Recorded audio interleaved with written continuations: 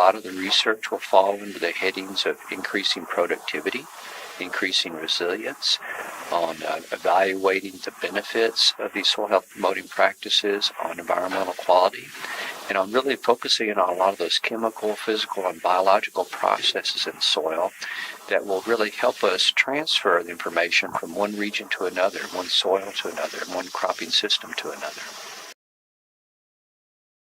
In many respects, there will never be an end to the need to enhance the health of our world's soils, because we are continually using them to grow our own food. And when we grow the food in them, then we are extracting nutrients out of them.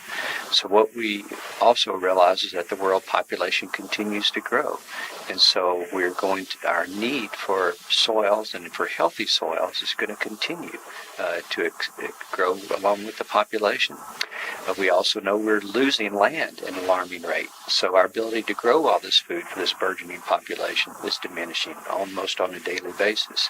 So there's always going to be a need for enhancing soil health. One of the more specific things that I'm really excited about is our ability to increase the water holding capacity in the soil. For example, we're experiencing so many extreme weather events these days. It's from one year to the next. You don't really know. Farmers don't know. The people that we depend on to grow all this food for their burgeoning population, they are up against so many constraints and unknowns, and one of them is the extreme weather. We really feel like that we have an opportunity here for enhancing the organic matter in the soil, which increases the water holding capacity in the soil. So I really want to learn our ability to change that water holding capacity in the soil, how fast we can do it with different types of cropping systems and tillage practices or lack of tillage practices, how we can manage that carbon above the ground to influence the carbon below the ground to increase water holding capacity and therefore resilience to things like drought. A lot of it comes down to carbon management, how you are managing your organic matter. And so to those single small landowners that may be doing it with a hoe and a shovel, some of those same principles will apply to others that are doing it on 10,000 acres with massive equipment. You use different implements, perhaps, but a lot of it is about influencing soils in ways that improve water holding capacity, improve nutrient cycling, reduce runoff, that can help control some of the soil-borne pathogens naturally. And so a lot of these same types of processes can be applied in different climates, different soils, and different scales of operation. For example, when we use no-till to increase the organic matter in the soil, that reduces particulate matter in the air that people breathe.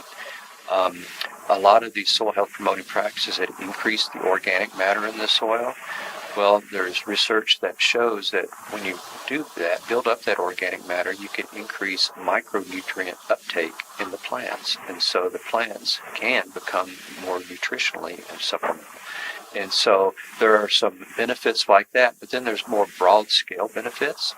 A lot of these practices, like no-till and cover crops, have been shown through many different research projects to be very beneficial to water quality. And so the broader society, benefits from those water quality benefits from these same practices. And that's really one of the reasons why we're so excited about this. It's because by focusing on soil health, we are not only helping the productivity of farmers, and these are the land managers that we rely on, because they basically are managing some 70% of our land in the U.S. And so it not only is helpful for them, but it also has these environmental benefits.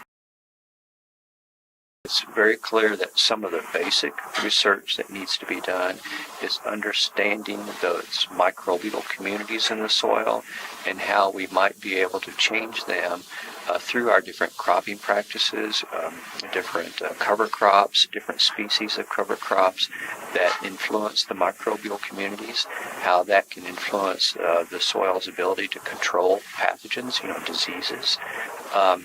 And so that is some kind of, I would say, basic research where you were really really focusing right in on the DNA, essentially, of the soil. But then there's other projects much more, I would say, more immediately practical to farmers, where we want to look at essentially develop a decision support tool for them to help them understand if they change their production practices, their tillage systems, their cover crops, things like that, how they can achieve a targeted level of water holding capacity and therefore a targeted level of drought resilience.